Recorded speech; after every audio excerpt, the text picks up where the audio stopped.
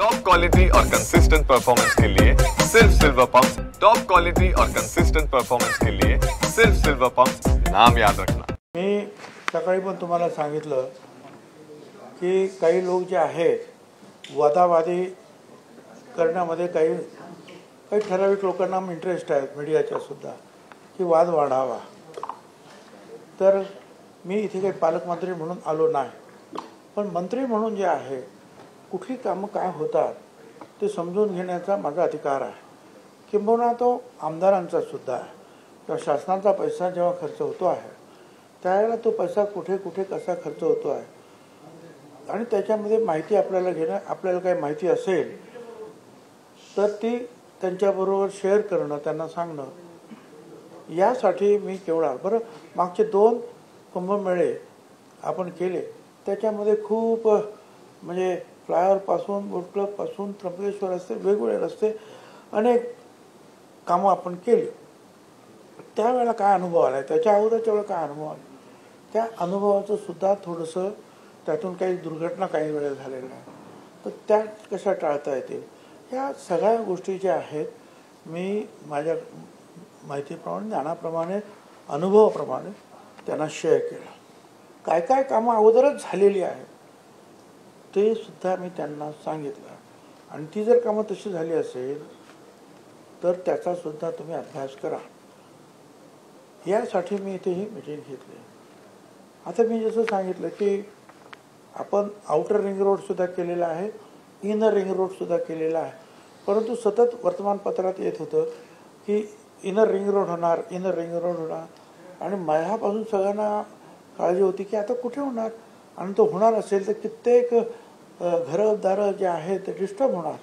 नंतर असं कळलं की इनर रिंग रोड हा जुना आपण जो तयार केलेला आहे किंवा आउटर रिंग रोड, हे दोन्ही रिंग रोड आहेत, ते स्ट्रेंथनिंग त्याचं करणार आहोत, कुठे दुरुस्ती करणार आहे, कुठे रुंद करणार आहे, कुठे जे काही आवश्यक असेल, काय रोड फर्निचर काय करायची गरज असेल, अशा रीतीने जे आहे त्याची देखभाल करून ते व्यवस्थित कसे वापरता येतील ते आपण बघणार आहोत। कुठे ज्या रस्त्याची लांबी रुंदीसुद्धा आपण ही वाढवणार आहोत। मी त्यांना हे सुद्धा सांगितलं की मुंबई नाशिकचे रस्ते जे आहेत ते व्यवस्थित लवकर करा।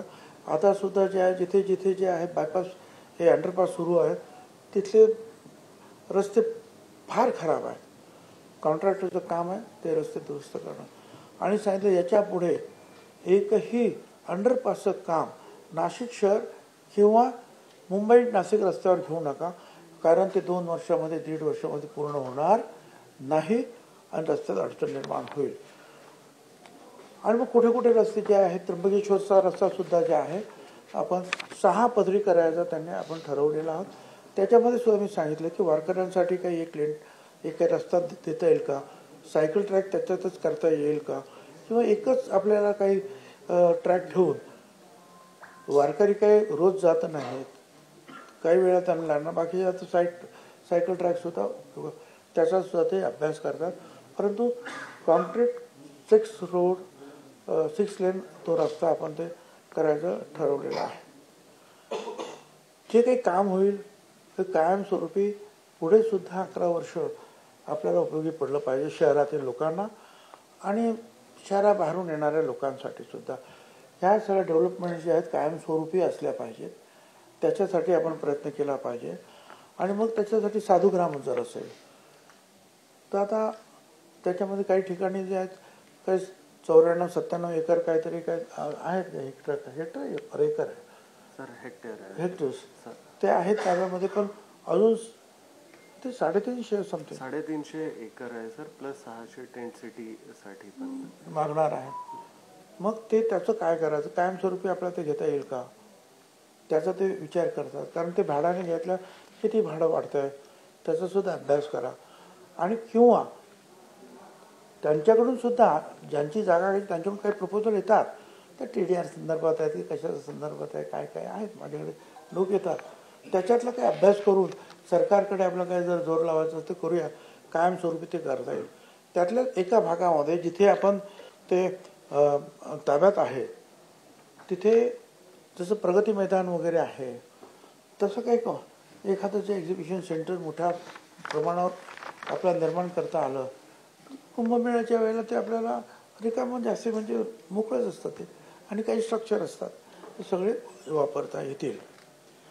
त्याच्यानंतर हे गोदावरीमध्ये सांडपाणी बिलकुल जाता कामा नये, आणि त्याचं सगळं मी त्यांना सगळ्यांना समजावून सांगितलं. जाऊन पहा सकाळ संध्याकाळ काय परिस्थिती आहे. स्टॉर्म वॉटर ड्रेनमध्ये म्हणजे पावसाळी गटारामध्ये आपल्या मलमूत्राची गटारं जोडली आणि ती सगळी त्या नदीमध्ये येतात. आणि मी अनेक वेळा सांगितलं की आपण पाप करतो आहोत, हे पाप लवकर निस्तरलं पाहिजे. ताबडतोब एवढे पैसे खर्च करणारच आहात तुम्ही, तर तिकडे सुवेची गटार लाईन वेगळी टाका आणि ते गटार शहराच्या बाहेर काढून तिथे त्याच्यावर काही प्रक्रिया करायची ते करा. पण तिथल्या तिथे जे प्रक्रिया करणं आणि परत ते STP वगैरे कोणी चालू करत नाही, फक्त पैसे घेत असतात म्युन्सिपाल्टीकडून आणि घाण सगळी जे आहेत रात्रंदिवस सोडत असतात या नदीमध्ये. टनावारी घाण सोडतात, मलमूत्र. आणि त्याच्याबद्दल तर मी फारच त्याच्यावर मी लक्ष देतोय. मी अनेक वेळा विधानसभेत आणि मंत्रालयात सुद्धा बोललेलो, मंत्रिमंडळात. आणि हे करताना जे आहे सगळं आता वाहतुकीचे नियम आहेत, काही पोलीस स्टेशन काही वाढवायचे आहेत, काही त्यांना आणखी काही रस्ते पण त्यांना पाहिजे. बाहेरून पोलीस येतील, त्यांची राहण्याची व्यवस्था कुठे कुठे होणार आहे, त्यांच्या जेवण खाण्याची कुठे व्यवस्था होणार आहे, त्यांना शिक्षण थोडंसं दिलं पाहिजे. आता अनेक गोष्टी AI आलेला आहे, त्याचा आपल्याला काय उपयोग करून घेता येईल. CCTVसाठी मोठ्या प्रमाणावर ते खर्च करतात. नंतर गर्दीचं व्यवस्थापन करणारे त्यांना प्रशिक्षण द्यावं लागेल. कारण मग तो एक पॉईंट आहे, तुम्ही सांगायला पाहिजे महानगरपालिकेला वॉर्डनचे जे आहेत आपण मंजुरी दिलेली आहे, ते वॉर्डन ह्या पोलिसांबरोबर ताबडतोब द्या. आणि जिथे जिथे जे आहे ट्रॅफिकचे प्रॉब्लेम निर्माण झालेले आहेत, मग तो मुंबई नाका असेल, नाही तर द्वारका असेल किंवा आतमध्ये असेल, तिथे जेवढे पोलीस तेवढे तुमचे वॉर्डनसुद्धा उभे राहिले पाहिजे. म्हणजे मग कारण पोलीस कमी आहेत हे मान्य करायलाच पाहिजे आपल्याला. आणि त्यांना शिक्षण देण्यासाठी तर मी मागे सुद्धा सांगितलं, कमिशनरला सुद्धा सांगितलं, एक तर मुंबईवरून मी त्यांना विनंती करतो ते पोलीस येतील, नाही तर तुमची टीम तिकडे पाठवा. परंतु जे ट्रॅफिक कंट्रोल करणं हा एक अभ्यास आहे. पसरीच्या नावाचे आमचे जे DG होते, मुंबई पोलीस कमिशनरसुद्धा होते अगोदर, नंतर राज्याचे DG झाले, त्यांनी PhD घेतलेली आहे फक्त याच्यावर. एवढा मोठा विषय आहे तो, असं काही नाही तो. तर ते काय करता येईल.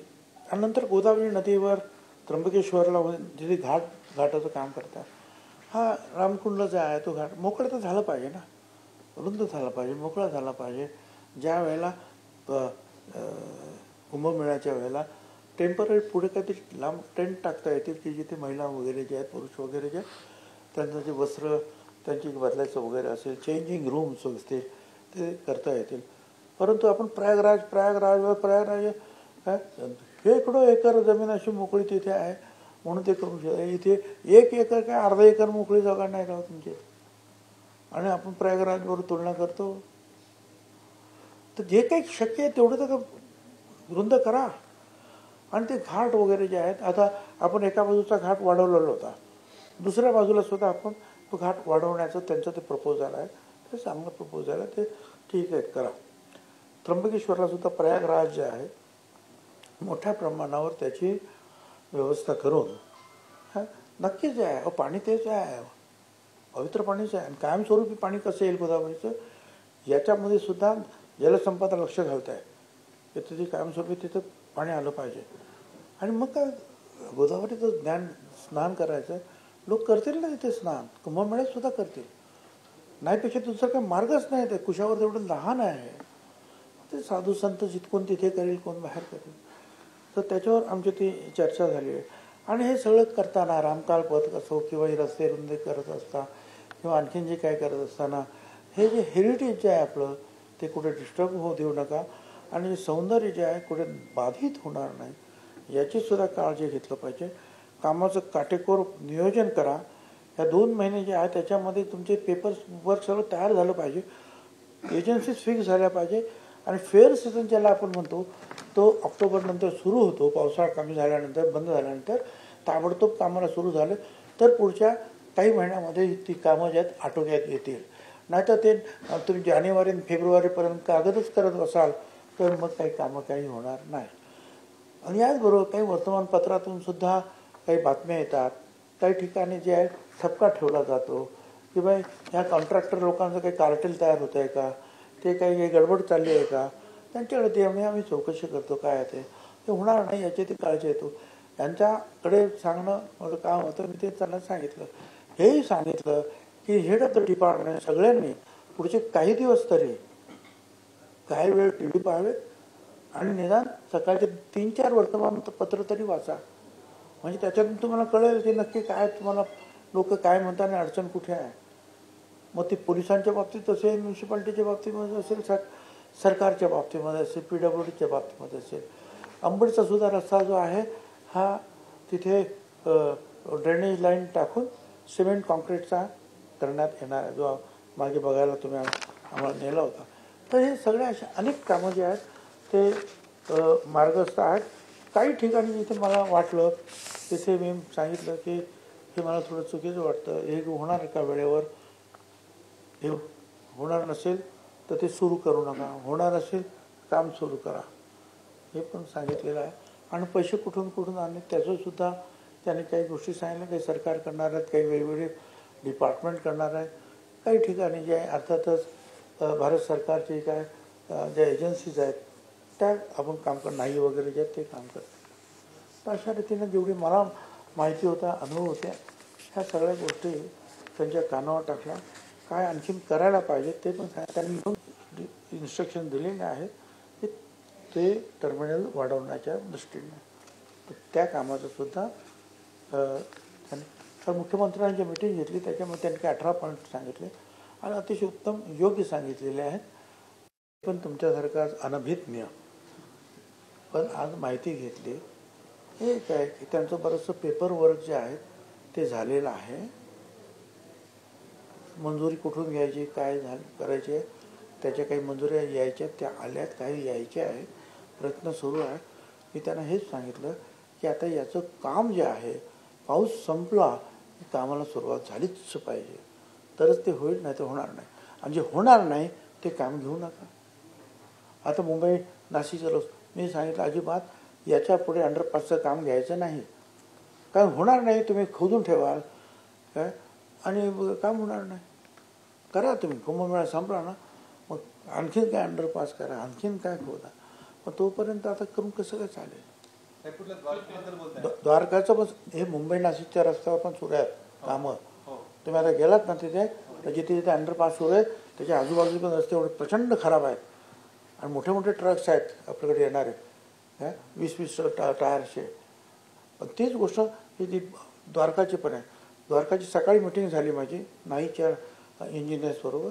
त्यांनी सांगितले की आम्ही हे काम जे आहे त्याचं डिटेलिंग करतो आहोत, पण कुंभमेळ्यानंतरच काम सुरू करा हे त्यांना मी सांगितले. कारण आता केलं तर होऊच शकत नाही ते काम.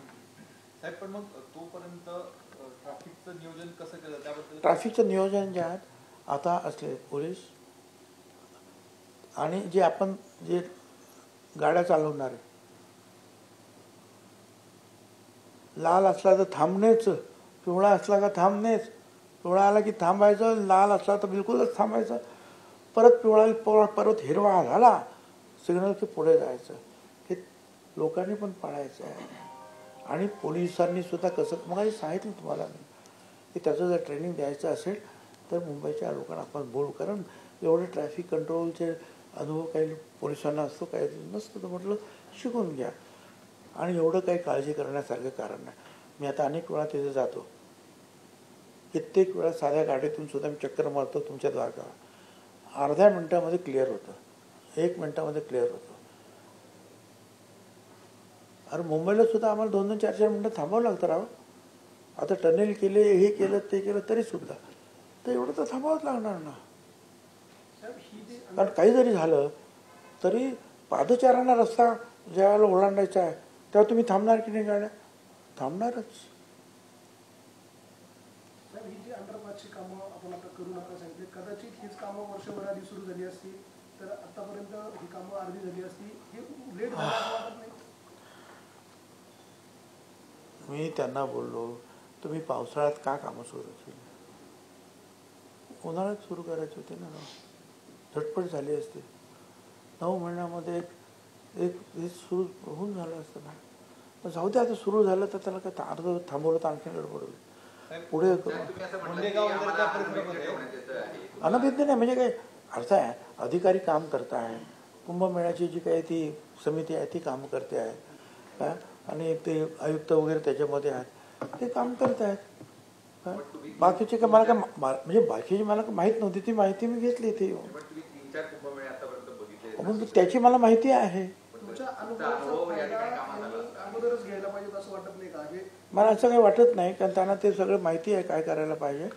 काय आता मलाच वाटत होतं की त्यांनी काय केलं ते पाहावं म्हणून मी आलो आहे. 17,000 कोटींचा आराखडा पाठवलेला आहे, पण प्रत्यक्षात आपल्याला किती निधी मिळाला आहे मला नाही माहिती, जेव्हा मिळाल्यानंतर सांगेल.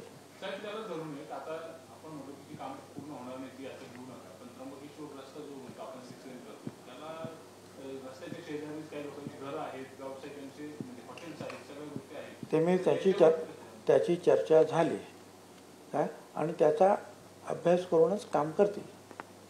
तर गोदावरी प्रदूषणाच्या संदर्भामध्ये भूमिगत गटारी ज्या आहेत त्याचं पाणी आता देखील आपल्या डोळ्यात येतात, गोदावरी नदीमध्ये येतं जेव्हा पाऊस मोठ्या प्रमाणात पडतो. स्टॉर्म वॉटरचं पाणी जे नदीला येणारच,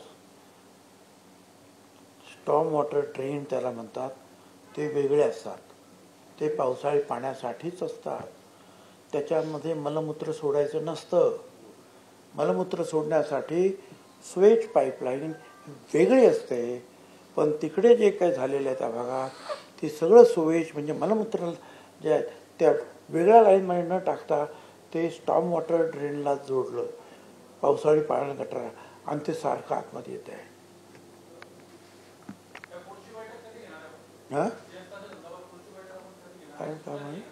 पुढची बैठक कधी घेणार? काय आवश्यकता नाही पाहिजे, त्यांना सगळं मला जी माहिती पाहिजे होती ती मिळाली. त्यांना काय माहिती आवश्यकता नव्हती, पण मला जे वाटलं ते मी त्यांना सांगितलं. आणि जर पुढं काय तसंच काय वाटलं कोणी बोलवलं तर येऊ, मला वाटलं तर मी पण. आता काही लोकांना स्वतंत्र बोलून सुद्धा माहिती घेता येते. त्याच्यातून हा वाद निर्माण करायची काही गरज नाही की भुजबळच मिटिंग घेत आहेत, पालकमंत्री बनत आहेत, हे जे काही तुम्ही जे लावता ते कृपया थांबवा. मला माहिती आहे, अनुभव आहे, ह्या शहरातला नागरिक आहे, म्हणून मला वाटलं की काय गरज आहेत, काय केल्या पाहिजेत, काय करू नये ते मी सांगितलं. त्याच्यासाठी मी घेतलं, दुसरं काही. त्याच्या पाठीमागे मी कामं दिली गेली ती कामं अनेक कंपन्या ज्या आहेत त्या परराज्यातील आहे, अशा स्वरूपाची ओरड आहे. नेमकी त्याची वस्तुस्थिती तुम्ही जाणून घेणार होता, काय आढळून आलं त्याच्यात? असं आहे की त्या कंपन्यांची नावं वगैरे मी जाणून घेणं हे माझं काम नाही. माझं काम एवढ्यापुरतं होतं की तुम्ही म्हणतात त्याप्रमाणे काही कार्टेल झालं आहे का, काम वाटून घेण्याच्यासाठी जे त्याला ज्याला तुम्ही क्लबिंगवर काय काय म्हणतात ते, आणि त्यातून काही नुकसान सरकारचं होतंय का, काय आहे ते तपासतायत. नाशिकमध्ये राष्ट्रवादीचे 7 आमदार आहेत, 3 मंत्री आहेत, तरी पालकमंत्री पद का मिळत नाही? असं आहे ते मी अजितदादांना आणि मुख्यमंत्र्यांना विचारेन, काहीतरी कारण असेल तर काय असेल.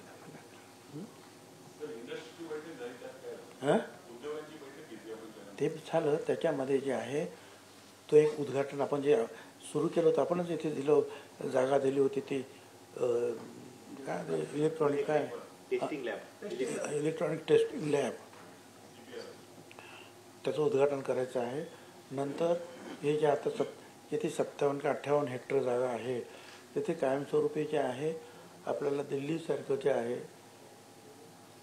काही ते प्रदर्शन एक्झिबिशन सेंटर वगैरे कॉन्व्होकेशन काय करता येईल का, त्याच्याबद्दल स्वतः कलेक्टरसुद्धा इंटरेस्ट त्याच्यामध्ये घेत आहेत. त्याच्यानंतर अंबडमधले काही रस्ते गटर लाईन त्याचं काही कामं होती ती त्याचं पण निराकरण झालं किंवा ही कामं आता घेतलेली आहेत. आणखीन जमीन पाहिजे आहे त्या महिंद्रा वगैरे यांना जमीन जर नसेल तर त्याचं जे ॲक्विजिशन जे आहे भूसंपादन त्याची पण कारवाई करायला सांगितली. तर असे त्यांचे जे काही प्रश्न होते ते अनेक प्रश्न मार्गी लागलेले आहेत. ते कलाग्रामचं सुद्धा जे आहे ते आता नवीन आलेले हे CEO आहेत त्यांना सांगितलेलं आहे, यांना पण माहिती आहे आणि आपले जे आहेत काही आयुक्त महोदय त्यांनाही माहिती आहे, ते बघतायत आता. आणि महत्त्वाचं जे आहे ते आम्ही मंत्रालयात बघतो आहोत, कारण पर्यटनाकडून ते ग्रामविकासकडे हस्तांतरण करायचं त्याची ती प्रक्रिया पूर्ण करतो आहोत. आमचे लोक जे आहेत मंत्रालयाचे ते करतात ते काम. साहेब, कुंभमेळ्याच्या संदर्भात अशी कुठली कामं होती जी ह्या आताच्या कामामध्ये ती पकडलेली होती? तुमचा मागचा अनुभव बघता तुम्ही अशी कुठली कामं काही नव्याने सुचवली का, आणि जी कामं जी अनावश्यक वाटत होती ती सध्या थांबायला सांगितली, असं काही झालंय का आजच्या वेळी? असं आहे की मी काही जास्ती काही सांगितलेलं नाही. मी फक्त तुम्हाला रिंग रोडच्या संदर्भात होतं ती माहिती घेतली, मग ते सांगितलं नाही रिंग रोड मिसिंग लिंक्स आहेत त्या पूर्ण करणार, मोठ्या करणार, दोन्ही रिंग रोड व्यवस्थित करणार. काय गोदावरीचं घाण पाणी आहे ते बंद करण्यासाठी जे आहे ते त्यांनी ते पावलं उचलत आहेत. घाट रुंद करायला पाहिजे त्याच्याबद्दल चर्चा झाली. साधुग्राम हे भाड्याने घ्यायचं का विकतच घेऊन टाकायचं याचं एकदा गणित मांडा, खर्चाचं काय होतं ते, आणि त्याप्रमाणे घ्यायचं असेल तर घेऊन टाका, किंवा तिथले जमीन जे काही लोक जे सांगतायत त्याचं एखादं प्रपोजल आपल्याला राज्य सरकारकडून जर करता आलं. खास कुंभमेळा राज्यामध्ये दुसरीकडे होत नाही, तर एक स्पेशल केस म्हणून तर ते सुद्धा आपण करतो आहोत. आणि बाकी मग रस्ते रुंद मोठे करणं वगैरे जे आहेत हे अशा अनेक लहान मोठी गोष्टी आहेत. काही त्यांना अगोदरच त्यांनी केलेल्या त्या काही मी सांगितले हे करावं असं मला वाटतं. विमानतळाच्या बाबतीमध्ये आपण काम तर सुरू केलेलं आहे आणि मी मुख्यमंत्र्यांना सुद्धा सांगितलं की टर्मिनल वाढवायला पाहिजे, तर ते सुद्धा ते त्यांनी निरोप पाठवला, त्याच्यापर्यंत काम त्यांनी घेतलेलं आहे हातामध्ये, ते बघू. ठीक आहे, धन्यवाद. आतापर्यंत कामांनी आपण समाधानी आहात का? आता जे काम झालं कामं पूर्ण झाल्यानंतर निश्चित समाधान वाटेल. कामं पूर्ण झाल्यानंतर नियोजनावरती साहेब, म्हणजे आतापर्यंत जे नियोजन करण्यात आलेलं आहे खरं तर या आता ते चाललं, ते नियोजन चाललेलं आहे. त्याच्यामध्ये काही दुरुस्त्या अमुक तमुक काही परवानग्या पैशाची सोय वगैरे, तर ते त्यांना मी सांगितलं आता हे सगळे पावसाळ्यामध्ये सगळं निपटा, तेवढं मी सांगितलं अनुभव. त्याच्यामध्ये डिले करू नका. काही अडचण असेल तर आम्ही 5 किती मंत्री आहोत, 5 मंत्री आहोत. किती मंत्री आहोत? 5 मंत्री आहोत आम्ही. हां, 4 आम्ही आहेत, एक गिरीश भाऊ आहे, 5 मंत्री आहोत आम्ही. ते मला माहिती आहे, ते त्यांनी ठरवायचं. ते कुंभमेळा मंत्री किंवा मुख्यमंत्री ते काय ठरवायचं. आणखीन एक साहेब, या आतापर्यंत आरोप होत आहेत कुंभला निधी मिळत नाही, आर्थिक अडचण आहे, आपल्याला अधिकाऱ्यांनी अशा पद्धतीची काही तक्रार केली आहे का या आजच्या बैठकीमध्ये? आता त्यांनी लिहून ठेवलेलं की काही लोकांचे जे आहेत होकार आलेले आहेत, काही लोकांकडे पैसे मागितलेले आहेत, काही होकार येत आहेत. आता म्हटलं लवकर काय ते करावं. चला.